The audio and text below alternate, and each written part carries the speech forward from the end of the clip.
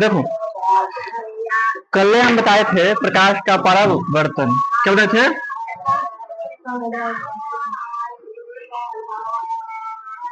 प्रकाश का परावर्तन। बैकग्राउंड में साउंड थोड़ा खराब करेगा। देखो, तो प्रकाश का परावर्तन में बताए थे कि ये जो है ना समतल सतह है। क्या है? समतल सतह। और समतल सतह पे एक प्रकाश की किरण आ रही थी और टकरा के जा रही थी। देखो, तो कैमरा चालू है बंद है? वो अगर कहती है ना वो ऑन, हमको लगा खाली वैसे ही छोड़ दिए हैं क्या। चलो देखो, तो प्रकाश विकिरण आता है और टकरा के चला जाता है, तो इसको हम बोले थे आपतित, इसको परावर्तित किरण। देखो, जिस बिंदु पे आके टकराई है ना, इस बिंदु पे टकराई, इसी को बोलते हैं आपतन बिंदु। क्या बोलते हैं? आपतन बिंदु। देखो, एक बात तुम लोग को ध्यान में रखना है कि जो आपतित किरण है, परावर्तित किरण है, और ये क्या है?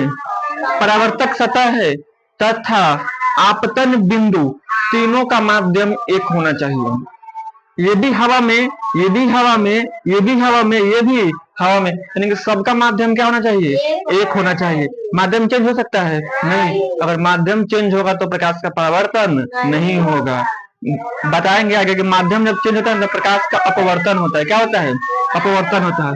तो देखो, इससे संबंधित हमको दो नियम पढ़ना था इसमें, और कल बहुत सर बताए थे ना, इसमें दो नियम पढ़ना है। प्रकाश के परावर्तन का दो नियम, प्रकाश के परावर्तन का दो नियम।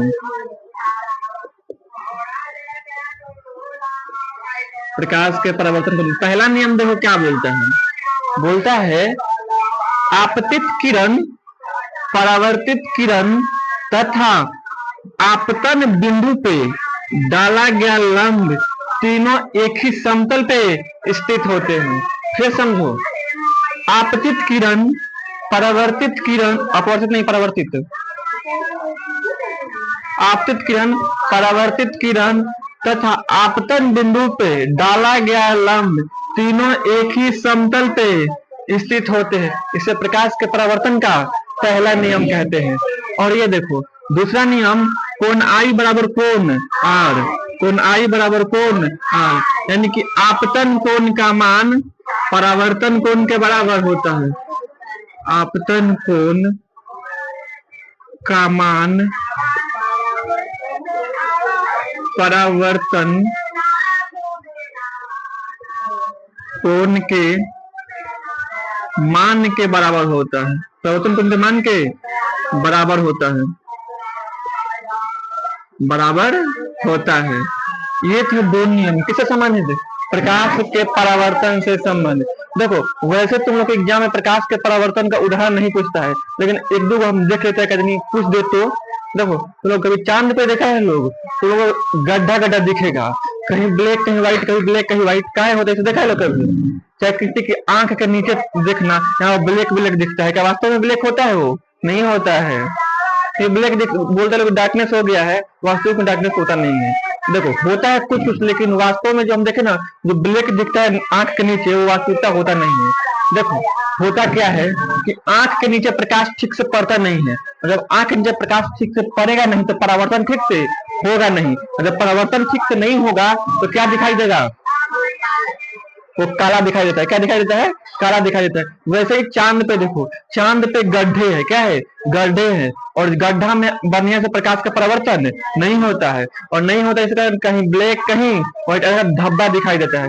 तो प्रश्न ये पूछ सकते, इसे पूछा नहीं आज तक कभी, लेकिन पूछ देगा कि चांद पे धब्बे दिखाई देना प्रकाश के किस घटना का उदाहरण है?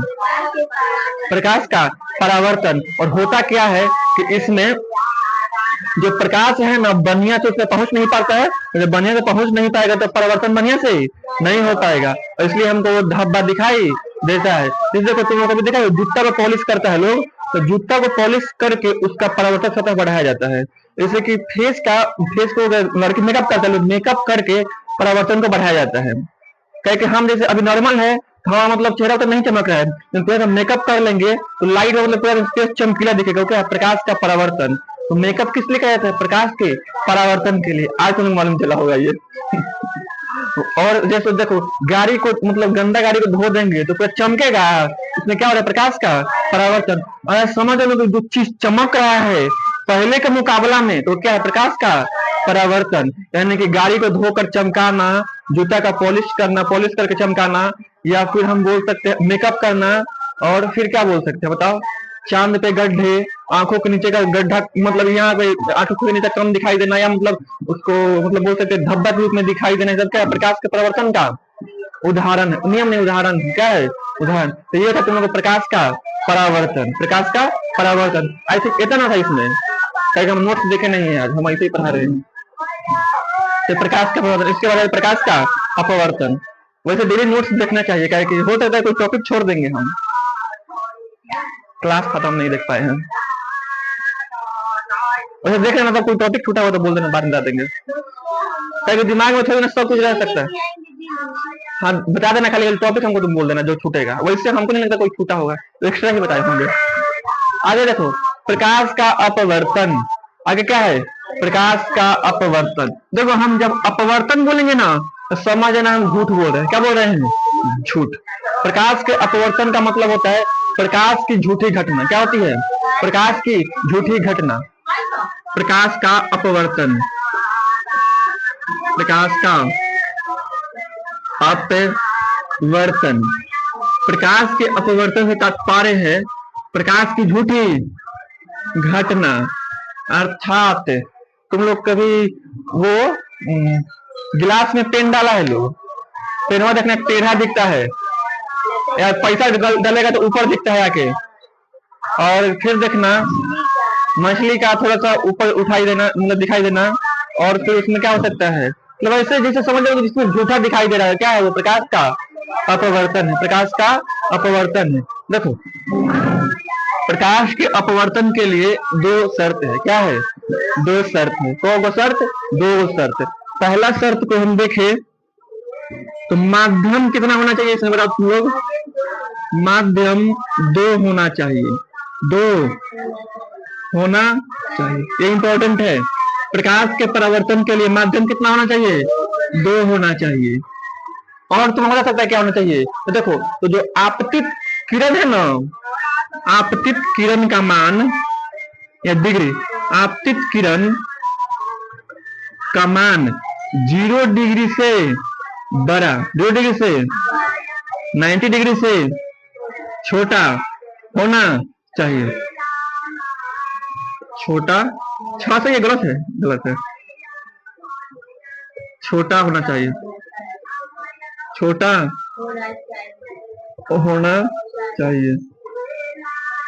यानी कि आपतित किरण का मान कितना होना चाहिए? 0 डिग्री से। और इसमें माध्यम कितना होना चाहिए? दो। दो कौन माध्यम होना चाहिए? तो एक हम देख लेंगे सघन। क्या होता है?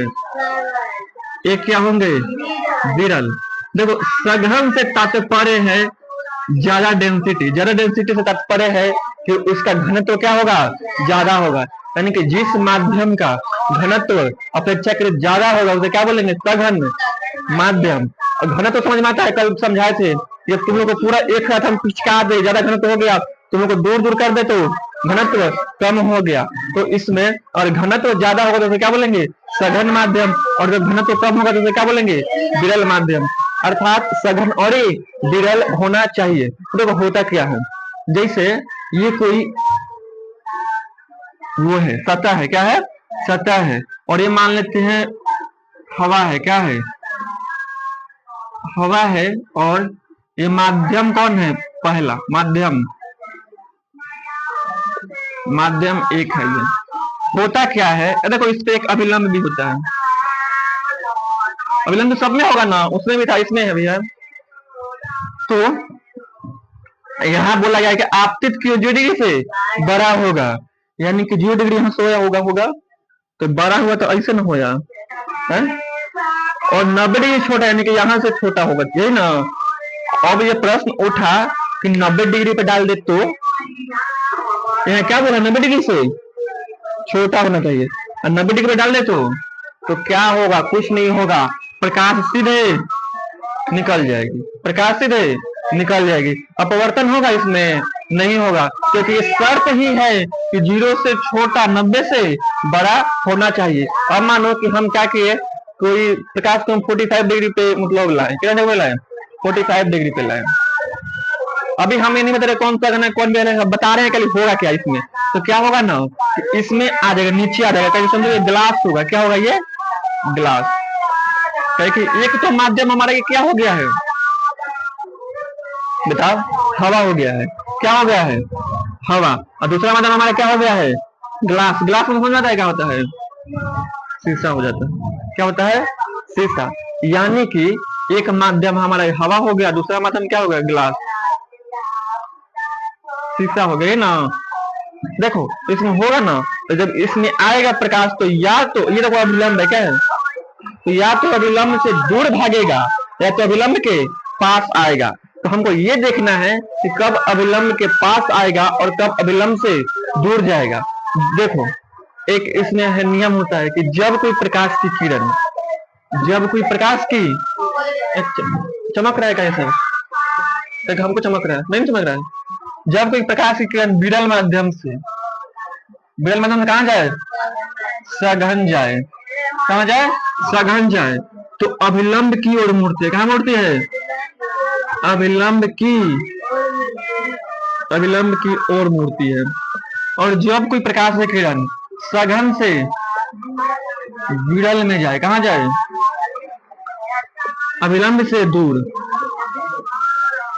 अभिलंब से दूर, अभिलंब से दूर जाती है। यानी कि जब कोई प्रकाश की किरण विरल से सघन जाएगा तो अभिलंब से, अभिलंब की ओर, यानी कि पास में, इसका मतलब पास में। और ये बोल रहा है सघन से कहाँ जा रहा है, विरल, यानी विरल में जाएगा तो अभिलंब से दूर। अब देखो जब सघन में जाएगा तो डेंसिटी क्या हो रहा था, डेंसिटी बढ़ रहा था ना। तो डेंसिटी का मतलब होता है घनत्व, बार बार यही निकलेगा, घनत्व को नहीं निकलेगा। तो डेंसिटी जब बढ़ेगा इसका मतलब प्रकाश की चाल क्या होगी, घटेगी।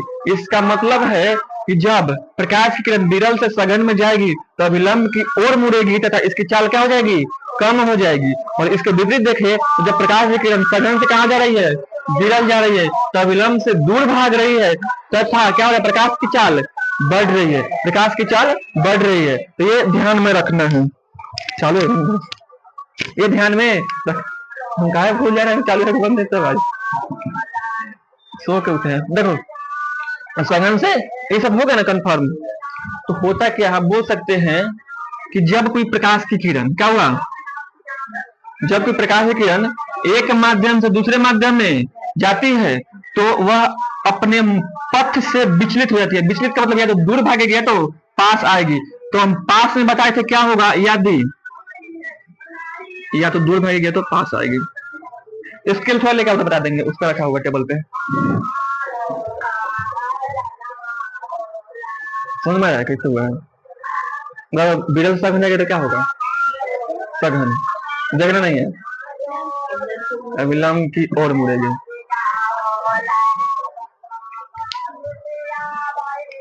हम पहले तुम लोग बताते हैं विरल से सघन का बताएंगे और फिर सघन से विरल का बताएंगे, तो दोनों का बताएंगे तुम लोग कंफ्यूज हो जाएगा। और यहीं से क्वेश्चन मतलब जो बता रहे हैं ना, यहीं से उतारना है ये वाला, जहां से स्केल से बना रहे हैं।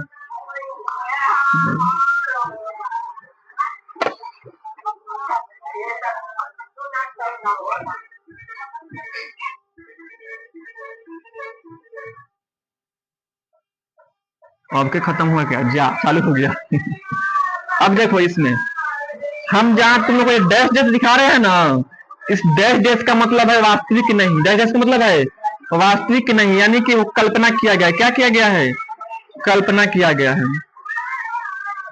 यानी कि अभिलंब भी कल्पना है, समझ जाओ सब। जहां ये डैश डैश दिखेगा, इस डैश डैश का मतलब क्या है, कल्पना किया गया। क्या किया गया है, कल्पना किया गया है। और जो निरंतर आ रही है वो क्या है, वास्तविक है। क्या है, वास्तविक है। हम मान के चल रहे हैं कि ये हवा है और ये क्या है, कांच है। हवा है और ये कांच है, दो माध्यम है। तब देखो हवा क्या होगा, विरल हो जाएगा ना। हवा क्या है, विरल, और विरल। हवा जब विरल है तो कांच क्या हो जाएगा, सघन हो जाएगा, कांच सघन हो जाएगा। अब देखो विरल से सघन आ रहा है, विरल से सघन देखो तो विरल से सघन अविलंब की ओर, यानी कि अविलंब यही ना है, तो यहाँ ऐसे ना जाके ऐसे होगा, यही ना, इसको जाना चाहिए जरा हम ऐसे सीधा, इधर नहीं गई, कहाँ मुड़ गई, तनी मनी इधर मुड़ गई, यानी कि अविलंब की और मुड़ गई, और इसकी चाल क्या हो गई, वाह, चाल बढ़ गई, सघन में आया है, चाल क्या हो गई, घट गई। तो इसमें बोलना है कि जब कोई प्रकाश की, ये वाला उतारना है पहले, फिर बोलना है जब कोई प्रकाश की किरण एक माध्यम से दूसरे माध्यम में जाती है तो अपने पथ से विचलित हो जाती है, और प्रकाश के इस घटना को प्रकाश का अपवर्तन कहा जाता है। ये किसका था, सघन, विरल से सघन, हम सघन से विरल देख ले, सघन से विरल, उसको उतारना है और फिर उसको मिटा रहे हैं, ठीक ना, पूरा नहीं मिटाएंगे खाली सब, ये ठीक है था, ठीक है, हम नीचे से प्रकाश भेज देंगे फिर। देखो हुआ क्या, अब इसमें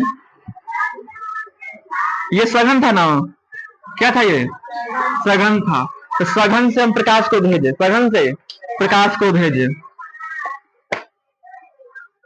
मिटा दे विरल, हम समझ जाते कि यहाँ विरल है, ठीक ना, विरल वास्तविकता में है, मिटा रहे बस लिखने के लिए।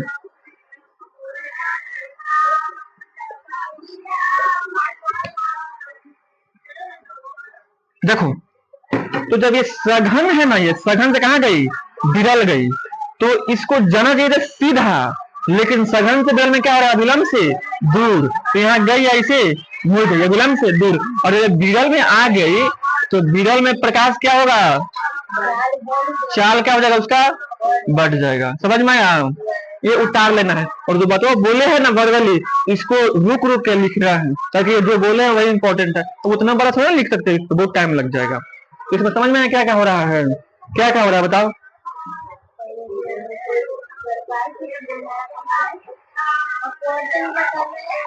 आप बोलना है कि जब कोई प्रकाश की किरण एक माध्यम से दूसरे माध्यम में जाती है तो अपने पथ से विचलित हो जाती है, ये भी ना बुझाए तो बोलना जब प्रकाश के एक माध्यम से दूसरे माध्यम में जाती है तो अपने रास्ते से भटक जाती है, इस घटना को क्या बोलते हैं, प्रकाश का अपवर्तन, भुला जाती है, भटकने का मतलब होता है प्रकाश का अपवर्तन कहते हैं। और इसमें दो घटना हो सकता है, या तो विरल से सघन या तो सघन से विरल जाए, जब विरल से सघन तो अविलंब के पास, और कितना हवा बढ़ रहा है, और ये सघन से विरल जाएगा तो अविलंब से दूर, और चाल तो समझ में आ गया ना, चाल चाल भी लिख दे इसमें, समझ आ रहा है, चाल यहाँ लिख देते हैं, चाल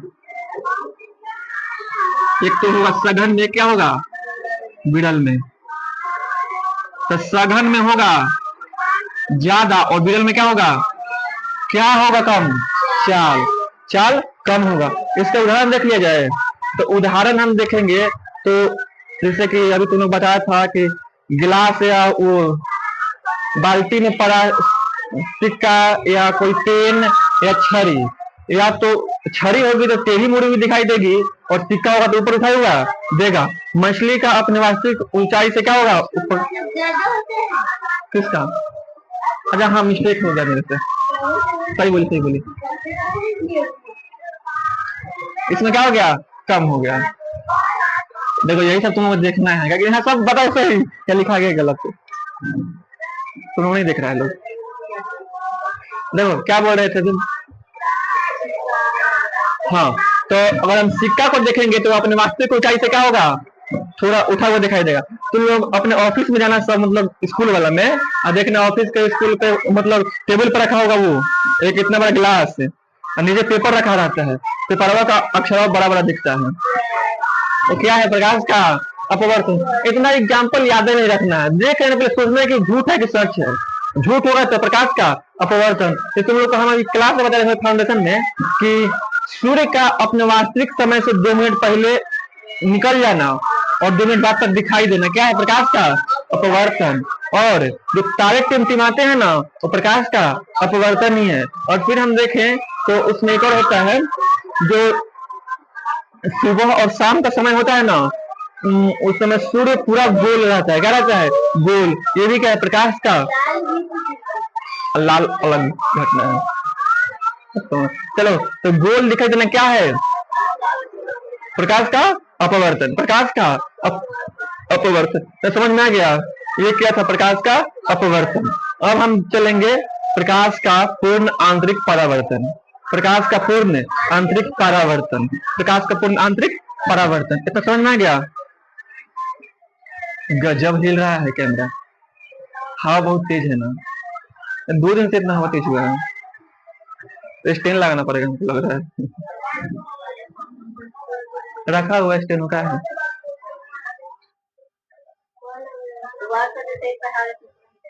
कौन सर? अरे भाई मतलब रहता है ना थोड़ा सा इसमें स्टेबल हो जाता है, पूरा स्टेबल मतलब हिलने वाला नहीं, इसमें गिरने कूदा नहीं, उसमें कोई बच्चा के ठग हो गया गिर जाता है कैमरा। इसमें बच्चा से कोई लगाव ही नहीं है, तो हवा में उड़ रहा है। चलो देखो क्या दिखाना है, क्या बताना था अभी? प्रकाश का पूर्ण आंतरिक परावर्तन। इसको इंग्लिश में इसे लिखता है खाली TIR, टोटल इंटरनल रिफ्लेक्शन। एक सेकंड, एक और छूट गया। प्रकाश का बहुल परावर्तन पहले बताते हैं। प्रकाश का बहुल परावर्तन। बहुल परावर्तन, देखो ऐसे ही टॉपिक छूटता है, अभी नहीं आता था तो छूटेगा नहीं वाला। प्रकाश का बहुल परावर्तन। अरे देखो इसमें क्या लगा है? बहुल। अब बहुल मतलब होता क्या है? बहुल मतलब क्या होता है? बहुत ज्यादा। क्या होता है? बहुत ज्यादा। तो मतलब इसमें होगा क्या? मतलब अपना विवेक का यूज करो सब, क्योंकि हो सकता है हम ये नहीं बताते, तब कैसे लिखता लोग, क्योंकि इसमें छुपा है इसका आंसर। बताओ लोग।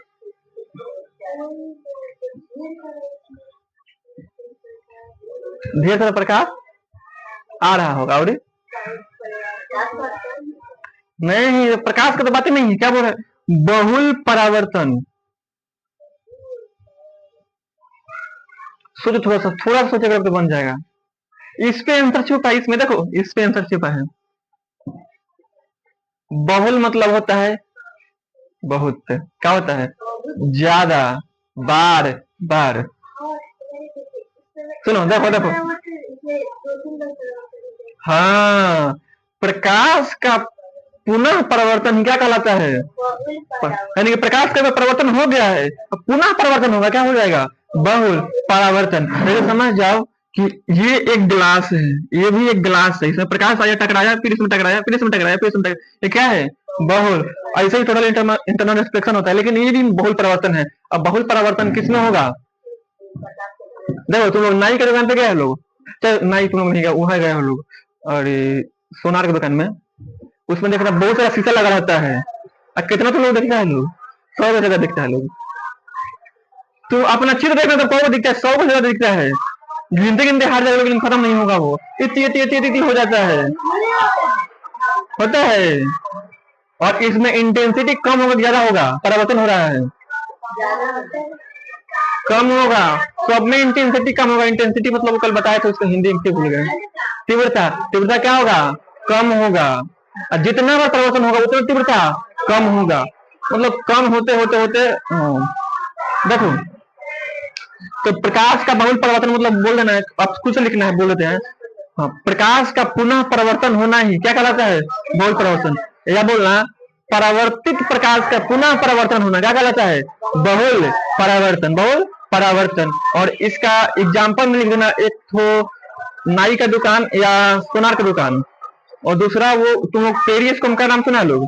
पेरिस्कोप ऐसे रहता है, देखो ऐसे रहेगा। यहाँ पे एक समतल दर्पण लगा होता है, यहाँ पे समतल दर्पण लगा होता है, और यहाँ से देखो, और ये मालूम है किस में लगा होता है? वो पनडुब्बी में लगा होता है, और यहाँ से प्रकाश आता है, धीरे टकराया, टकरा के इस पे गया, इधर से इधर दिखता है, इसमें यूज होता है ये। तो इसमें ये वो क्वेश्चन था, इसी से था। पेरिस्कोप में क्या होता है? बहुल परावर्तन है कि नहीं बताओ, खाली है ये क्वेश्चन। पेरिस्कोप में क्या होता है? बहुल परावर्तन। याद रखना, इसमें 2 समतल दर्पण लगे होते हैं। क्या लगा होता है? 2 समतल दर्पण। कोई लेंस नहीं होता है, लेंस होता है, क्या होता है? 2 समतल दर्पण, 2, हाँ, 2 समतल दर्पण। समतल दर्पण नहीं लगा है यहाँ पे, समतल दर्पण देखो यहाँ पे लगा है, यहाँ पे लगा है, और प्रकाश आया तो इसमें टकराया, टकरा के इसमें टकराया और फिर मानव के आंख के पास गया। समझ में आया? ये क्या है? प्रकाश का बहुल परावर्तन। अब पढ़ाना है हमको प्रकाश का पूर्ण आंतरिक परावर्तन। पूर्ण आंतरिक परावर्तन मतलब अब इसको सोचो, ताकि इसको जब सोच सकता है उसको भी सोच सकता है लोग।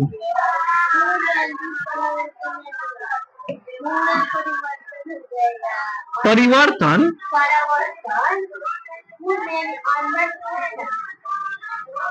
प्रकाश का पूर्ण आंतरिक परावर्तन। प्रकाश का पूर्ण आंतरिक TIR, TI total internal reflection. देखो होता क्या है, चलिए इसका दो शर्त है, तो वो शर्त है दो शर्त। देखो प्रकाश के अपवर्तन का भी दो शर्त था और इसका भी दो शर्त है। क्या शर्त है? दो शर्त। अगर हम देखें तो इसका शर्त क्या देखना है? शर्त। तो पहला शर्त में हम देखेंगे प्रकाश सदैव सघन से बिरल जाएगा। कहा जाएगा? और जो दूसरा है कि आपतित जो किरण है, किसका?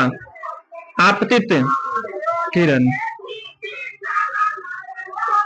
का मान क्रांतिक कोण से ज्यादा होना चाहिए। कितना होना चाहिए? क्रांतिक, क्रिटिकल एंगल बोलते हैं। आपतित किरण का मान क्रांतिक कोण से ज्यादा होना चाहिए, से ज्यादा होना चाहिए। ज्ञान में तुम लोग इतना ही पूछा है, आगे बता देंगे, छोड़ दे, लेकिन हम बताएंगे। इतना ही पूछा था क्वेश्चन में कि आपतित किरण का मान क्रांतिक कोण से क्या होना चाहिए? ज्यादा होना चाहिए। तो प्रश्न हमारा यहाँ ये उठ गया कि क्रांतिक कोण क्या है? बताओ। आपतित किरण। अच्छा, अनिर्गत किरण मतलब क्या होता है? रट ली है क्या? तो रटी है, बस समझ बैठो।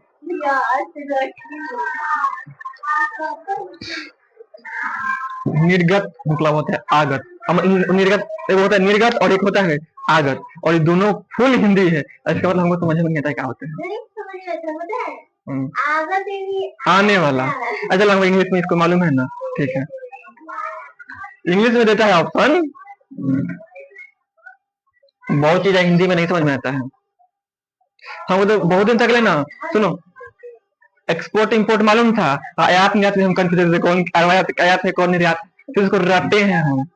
एक्सपोर्ट इंपोर्ट तो मतलब आराम से याद हो जाता है, हिंदी तो नहीं हार्ड हो जाता है। इंग्लिश हो होता है मतलब शॉर्ट होता है, छोटा होता है, तुरंत याद हो जाता है, उसमें कुछ नहीं करना है। तो जो भी हम पढ़ाएंगे उसमें हमको मैक्सिमम इंग्लिश में याद है। जीवीए में है क्या, सब रटने वाला है। अरे भाई अलग अलग नाम रहता है, जैसे को है, देखो सुनो, कोशिका के अंदर होता है ना अंतःप्रदव्य जालिका, भाई उसको लिखते रहो पढ़ते रहो भुला गए। शॉर्ट में एंडोप्लाज्म रेटिकुलम। तो बहुत चीज होता है कि हिंदी में नहीं याद होता, इंग्लिश में याद हो जाता है। जा मिटा दिया था, ठीक है। हम देखे क्रांतिक कोण, ये दोनों उतार देना था पहले, ठीक है ना, उसमें होगा शायद, इसको उतारना है। अब हमको देखना है क्रांतिक कोण।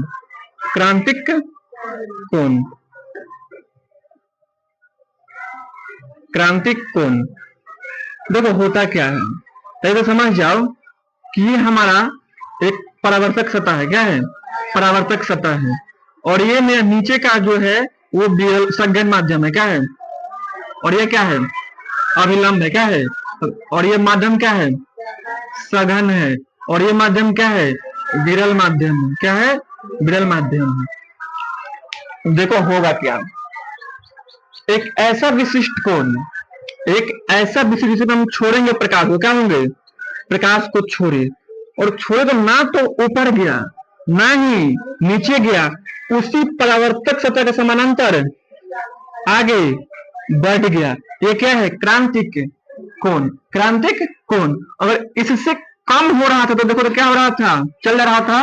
और प्रकाश का कौन सा करना था? प्रकाश का अपवर्तन। लेकिन इससे हम एंगल को क्या कर रहे हैं? बढ़ा रहे हैं। मान रहे कि 50 डिग्री है। कितना है? 50 डिग्री। पानी का 50 डिग्री होता है ना, तो 50 डिग्री है, तो 50 डिग्री से हम क्या किए? इसको बढ़ा दिए। और बढ़ाएं तो यहां से गया, ये कहां से गया? यहां से गया, इसमें टकराया, फिर नीचे आ गया।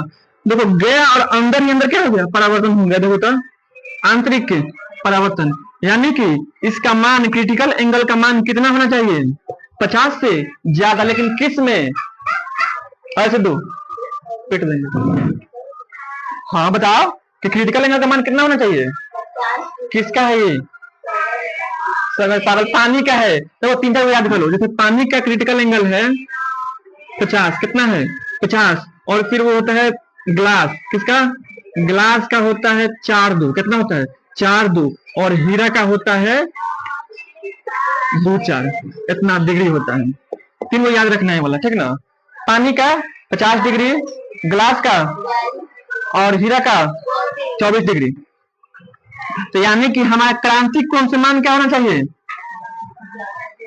ज्यादा होना चाहिए। तो इसमें हम बोल सकते हैं कि जब, पहले दोनों शर्त यहाँ बता दो तो कौन कौन शर्त था, उस शर्त को जोड़ देते हैं हम। पहला शर्त बताओ। पहला शर्त क्या है? अभी बताया था ना। हाँ, तो प्रकाश का सघन से ब्रेल में जा रहा है तथा इसका माध्यम क्या हो रहा है? क्रांतिक कोण से ज्यादा है। तो बोल देना है कि इन दोनों घटनाओं के फलस्वरूप या दोनों के नियमों का पालन करने के फलस्वरूप जब हम प्रकाश को भेजते हैं सघन से विरल माध्यम में, कहा भेजते हैं? सघन से विरल माध्यम में। और जो हमारा क्रांतिक कोण का मान कितना होता है? हम मिस्टेक यहाँ बोल दिए। हमारा आपतित किरण का मान कितना होता है? क्रांतिक कोण से ज्यादा। तो उसी में टकरा कर रह जाता है, उसे क्या बोलते हैं? पूर्ण आंतरिक परावर्तन। पूर्ण आंतरिक परावर्तन। पहले दोनों, पहले देखो क्वेश्चन कैसे लिखना है, क्योंकि इसमें थोड़ा सा पेच होता है। पहले लिखना कि प्रकाश के पूर्ण आंतरिक संबंधी दो शर्त हैं। क्या लिखना है? प्रकाश के पूर्ण आंतरिक संबंधी दो शर्त है। पहला शर्त लिखना है, दूसरा शर्त लिखना है, और फिर दोनों लिखना, नीचे लिखना है। उपरोक्त शर्तों के आधार पे जब हम प्रकाश को क्रांतिक कोण के अधिक मान से अपवर्तित करें, क्या करें? अपवर्तित या मतलब आपतित कराए, अपवर्तित बोल दिया है, आपतित कराए तो क्या होता है? उसी में अंदर फिर से टकरा कर रह जाता है। और प्रकाश की घटना को क्या बोलते हैं? प्रकाश का पूर्ण आंतरिक परावर्तन। हो रहा था ना, देखो थोड़ा सा इसको बढ़ाए हैं, अब बढ़ाने के कारण क्या हो रहा है? उसी में जाके रह जा रहा है। मतलब कम हो रहा था तो क्या हो रहा था? चला जा रहा था। और जब बराबर हो रहा था तो समानांतर निकल जा रहा था। इस सारा जितना बात बोले हैं ना, कम से कम 15 मिनट लगेगा एक एक वर्ड को लिखना है, समझ में? और उसको छोटा कर लेना है। हम समझाने के क्रम में लॉन्ग बोल दिए, इसको अपने क्या करना है? छोटा करना है। अब पहले बोल दिए बहुत इंपॉर्टेंट है, ये तुम लोग को 12th में बहुत ज्यादा काम आएगा। काम इसमें अभी तक जितना बोले हैं इस वाला कुछ नहीं आएगा। दो का नियम इसका इंपॉर्टेंट होता है। नियम क्या है? इंपॉर्टेंट है। और उसमें भी दूसरा नियम इंपॉर्टेंट है। दूसरा नियम सबसे कुछ याद भी से ना होगा ना, दूसरा नियम याद कर लो, खत्म। क्या हो रहा था दूसरा नियम बताओ तुमको? आपतित किरण का मान कितना हो रहा था? क्रांतिक कोण से ज्यादा। बस खत्म, कहानी खत्म। इसमें एग्जाम्पल देख लो तो हो जाएगा हमारा। वो होता है, एक होता है ऑप्टिकल फाइबर। क्या होता है? Optical fibre. एग्जाम्पल में क्या देख लेंगे? Optical fibre. और दूसरा हम देख लेंगे, वो तुम लोग देखा सड़क पे कभी जा रहा होगा लोग तो लगता है कि पानी है आगे, लेकिन पानी रहता नहीं है, उसको बोलते हैं मृग मरीचिका। क्या बोलते हैं? मृग। बे पागल, नॉर्मल अभी घाम जब रहेगा ना पूरा जाएगी ना तो देखना उसको लगेगा कि आगे पानी। क्योंकि देखा है लोग, अगर राजस्थान में जाएगा लोग तो बालू पे ऐसा लगता है कि आगे पानी है, लेकिन पानी रहता नहीं। इसे प्रकाश की झूठी घटना बोलते हैं। क्या बोलते हैं? और इसमें क्या होता है? पानी रहता नहीं, इसमें मृग मरीचिका रहता है। क्या बोलते हैं? मृग मरीचिका। और वो प्रकाश मतलब पानी होता नहीं, लेकिन पानी दिखाई देता है। वैसे ही तो लोग एक और देख सकते हैं, जैसे एग्जाम्पल वैसे याद नहीं आ रहा है, दो मतलब काफी है इसमें, समझ में आ गया? इसमें हम क्या लिख देंगे? मृग मरीचिका। हाँ एक और हो जाएगा, शीशा छूटा होता है ना, शीशा जो चमकता है वो क्या होता है, प्रकाश का पूर्ण आंतरिक परावर्तन। कोई प्रखनली होता है, प्रखनली टूट जाता है तो उसमें जो परावर्तन होता है किसके का, कौन सा परिवर्तन होता है, पूर्ण आंतरिक परावर्तन। हीरा में जो चमक होता है किसके कारण होता है, पूर्ण आंतरिक परावर्तन के कारण। तो 3 गो ये बोले और 2 गो ये, 5 को क्या कर लेना है, लिख लेना है। तो देखो हम क्या क्या पढ़े, 4 गो चीज पढ़े। 4 गो में पहले पढ़े प्रकाश का परावर्तन, प्रकाश का परावर्तन, फिर पढ़े प्रकाश का बहुल परावर्तन, क्या पढ़े, प्रकाश का बहुल परावर्तन, फिर पढ़े प्रकाश का अपवर्तन, प्रकाश का अपवर्तन, और फिर क्या पढ़े थे हम, प्रकाश का पूर्ण आंतरिक परावर्तन। और इस सबको हम फिर से डिवाइड करवाते हैं और खाली इसको घर से क्या करके आना है, लिख के याद करके आना है। देखो इसमें तो वीडियो हमको लग रहा है आधा घंटा से ज्यादा हो जाएगा, लेकिन देखने में कम से कम 1.5 घंटा लगेगा। एक एक पॉइंट को लिखना है, पहले समझ जाना है, क्योंकि इंपॉर्टेंट है बहुत ज्यादा, इसमें से 3-4 नंबर खींचते हैं इसी तरह से, बहुत ज्यादा इंपॉर्टेंट है। मिटा दें, पहले क्या देखे थे, पहले बताओ तो हम, मुंह से बोल दे क्या, प्रकाश के परिवर्तन में देखे थे क्या हो रहा था, एक प्रकाश की किरण आ रही थी और आके टकरा के चली जा रही थी, और जितना पे आ रही थी उतने पे जा रही थी, क्या था, प्रकाश का परावर्तन। और बहुल परावर्तन में क्या होता है, जब प्रकाश आएगी, टकराएगी, फिर टकराएगी, फिर टकराएगी, फिर टकराएगी, तो क्या है, बहुल परावर्तन। और अपवर्तन में क्या हो रहा था, तो प्रकाश किरण आ रही थी और दूसरे माध्यम में जब जा रही थी तो अपने पथ से विचलित हो जा रही थी, और प्रकाश के इस झूठी घटना को क्या बोलते हैं हम, प्रकाश का अपवर्तन, प्रकाश का अपवर्तन। और इसमें 2 चीज था, सघन से विरल और विरल से सघन। सघन से विरल जा रही तो प्रकाश अविलंब से दूर भाग रहा था और प्रकाश की चाल तीव्र हो जा रही थी, और जब ये विरल से सघन जा रहा था तो अविलंब के पास आ रही थी और इसका चाल क्या हो जा रहा था, घट जा रहा था। सघन मारी, सघन में विरल से सघन, अविलंब की ओर प्रकाश की चाल कम हो गई, प्रकाश की चाल क्या हो गई, कम हो गई। इसमें और कुछ बताते हैं, इसमें और कुछ नहीं था, आगे देखो क्या होता। और फिर हम देखे थे क्या, प्रकाश का पूर्ण आंतरिक परावर्तन, इसका 2 शर्त बताए थे। पहला क्या था, एक सेकंड, पहला नियम, हाँ, कि प्रकाश सदैव सघन से कहां जाएगी, विरल जाएगी, कहां जाएगी, सघन से विरल जाएगी। और दूसरा बताए थे कि जो इसका आपतित किरण का मान होगा क्रिटिकल एंगल से ज्यादा होगा, क्रांतिक कोण से क्या होगा, ज्यादा होगा। और ये इंपॉर्टेंट लाइन था, यही बोले थे, ठीक ना। तो इतना लिख के आना है, और इसका आगे हम कब बढ़ेंगे, कल हम बढ़ेंगे, विवर्तन पढ़ लेंगे, प्रकाश का वर्ण विक्षेपण पढ़ लेंगे, ध्रुवन पढ़ लेंगे, और एक दो और होगा पढ़ के कल हम परावर्तन खत्म करेंगे। परसों स्टार्ट कर देंगे हम उसको, नहीं, दर्पण स्टार्ट करेंगे। दर्पण चलेगा 2 दिन और लेंस चलेगा 2 दिन। और इसमें का ना हम एगो छोड़े हैं प्रकाश का अपवर्तन का ना नोमेरिकल, वो 2-3 मिनट का है, वो नोमेरिकल मतलब अपने से नहीं बन सकता है, उसको हम निकालेंगे पहले गूगल से, वो सब सेट रहता है, और उसके बाद हम करा देंगे। 2 मिनट का काम है वो। और फिर हम नोमेरिकल जब कराएंगे वो वाला ना दर्पण वाला, उसी में करा देंगे, फिट के हो जाएगा। कितना लिख के आना है,